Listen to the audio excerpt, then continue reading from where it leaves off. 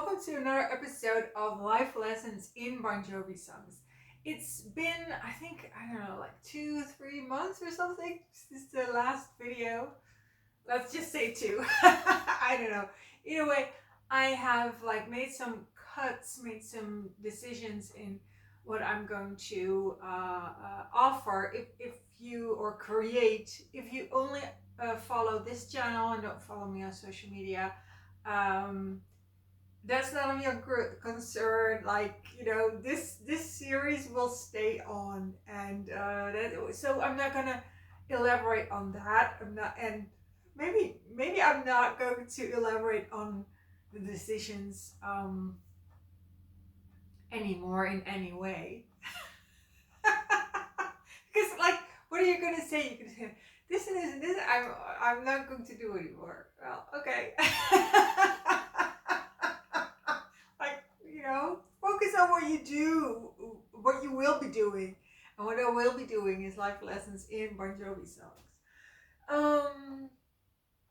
But I do have a change for you. I have a change because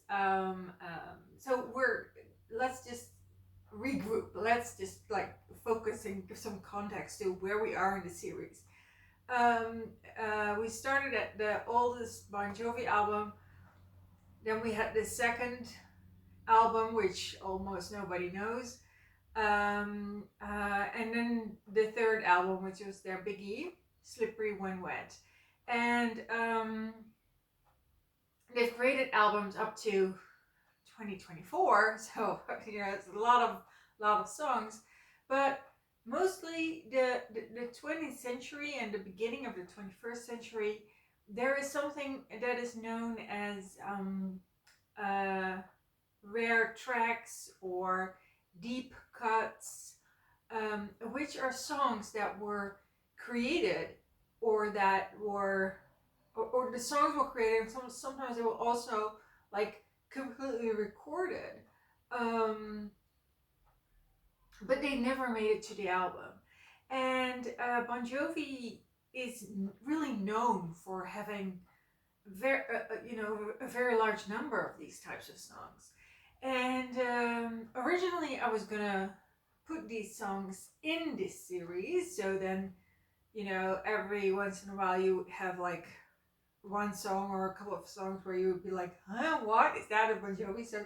What kind of weird title is that?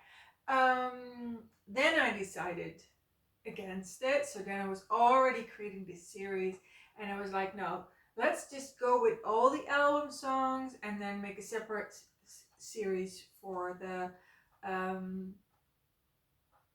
deep cuts, or there's another word there as well. I don't know. Outtakes. I don't know. So and now I'm back. I've decided no, I really want to be doing those unknown outtake songs, those songs that were never recorded on the studio albums.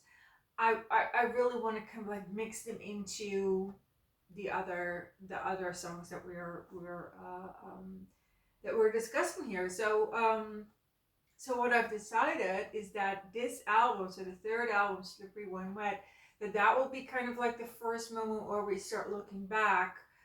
Okay, what are the songs that are created up until now, up until 1986, that were not on the albums? And then we take New Jersey, which is the fourth album, and that has almost more songs that did not end up on the album than songs that did. So this is a good time after we have completed the third album. It's a good time to look back because we have this really big chunk of songs coming up. So so this is the first album. Second album, third album, Slippery When Wet. This is where we are now at the 10th and final song.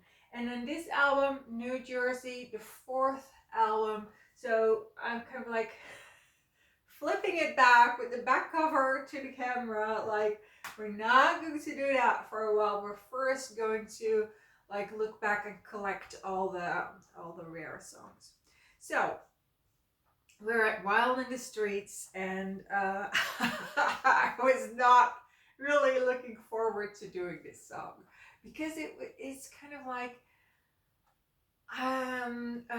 it was played a lot in the 80s, so I've listened to a lot of concerts, concert recordings, bootleg recordings from all the concerts, and this song was almost in each and every one of them, or it was in each and every one of them. And I think the reason why I was not looking forward to uh, um, speaking about it is because it didn't really do anything with the song. It was like it was typically the second or the third song, so it was really kind of like used as those in that combination of the first three songs where there's no direct interaction with the audience, and where yeah, the band just plays and gets the crowd going. So it was very much a warm-up song, you could say. And they didn't really artistically investigate Wild in the Streets. Like, there's no ballad version of Wild in the Streets or a piano version of Wild in the Streets. And I think that's really why I wasn't really looking forward to doing this, because there was not something that kind of like artistically uh, um, yeah, fascinated me about the song. It was too clear cut for that. Um, so I was like, yeah, okay, Wild in the Street. Let's wrap it up. Let's wrap the album up. And then I started to investigate it, and I was, as will happen when you start, but when you get more familiar with the background of an artist, or the background of to a song or another piece of art, is it started to really get more vibrant for me. So I now actually I was like, oh yeah, that's a cool song to end the album with, and I really wanna illustrate this by what this is kind of like a biography from this album. So it's called Let It Rock, and it's kind of like a biography of the album. It's completely unofficial, so I know that. I know that. And this album, or this book, also has like a song by song description of the album, or a review, song by song review.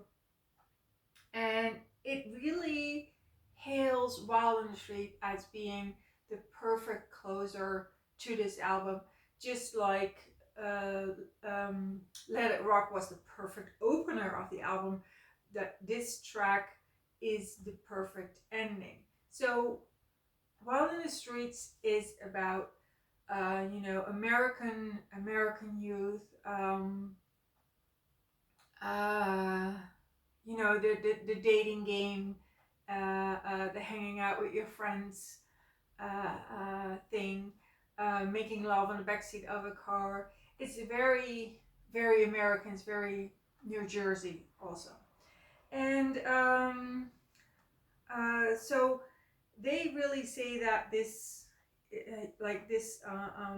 Bon Jovi wore their influences on their sleeves, and with this song, they've made a nod towards Def Leppard, with a bit of Springsteen thrown in. And it is one of the most poetic lyrics on the album, really painting a picture of someone's experiences in their own town. So, uh, um, this is about Wild in the Streets, and that they continue to give some examples of this. Again, the themes are staples of American teen experience: cars, making out in the back seat, a dad that doesn't like the boy, and even the reference to the Boys Brigade give this song a heart and a pinpoint in time. So, um, uh, uh, so it really, this book really describes why it works so well. It's kind of like it's very upbeat. It's a reference to memories of being young that we all have. And it's like a bit of a it captures a moment in time. It captures the 80s. So so that is the song, the contents of the song that you can all hear. And then there's the background to the story, and that is that John Bon Jovi wrote it for his brother, or about his brother, and he wrote it on his first guitar. So he actually says in an interview about how he came about writing this song, he says, and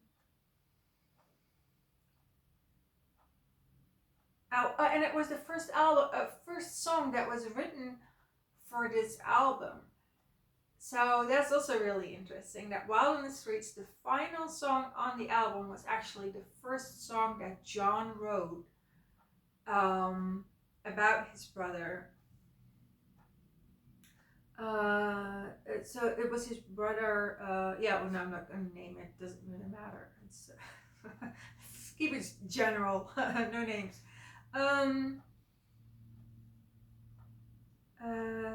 That first song that was written for this album, and it was almost a little superstitious, where they say, all writers have their own little weird things that they got to do when they sit down and write.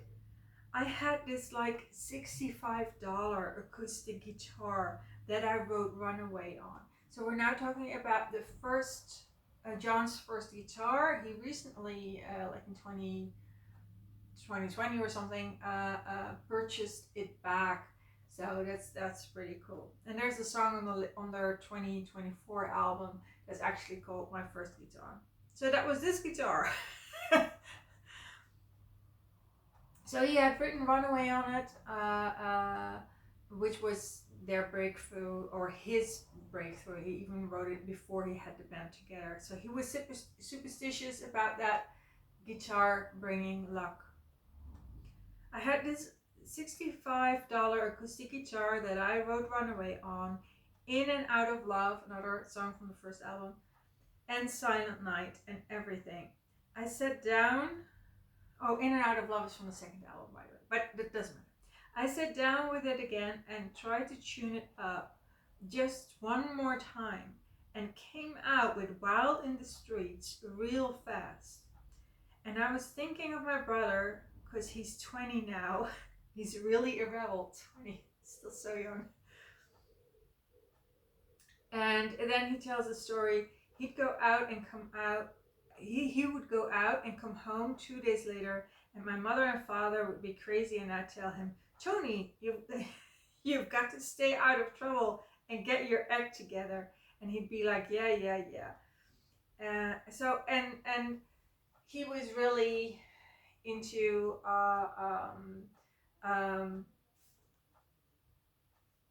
like, I don't know, like his old 69 Camaro. I don't know what it is. I think it's a motorcycle. Assuming it's a motorcycle. And well, it has a tape deck, so it's probably a car. Okay, I'm just gonna read the rest of it. I mean, it's just better if I read the rest of the interview than if I try to translate it without my cultural proper background to understand it. So, well, I'll just read the whole paragraph. Tony, you have got to stay out of trouble, man, and get your act together. He'd be like, yeah. And he gets in his Camaro. Oh, he's in his Camaro. I think it's a car, Camaro. And he's got this old 69 Camaro that's beat to hell. And he's got a tape deck blaring on 10. And that's just him. It's his character, this wild-ass little kid. So, did I not say his name? Did I not say his name? Did I not announce? Yeah. The name was in it. Okay.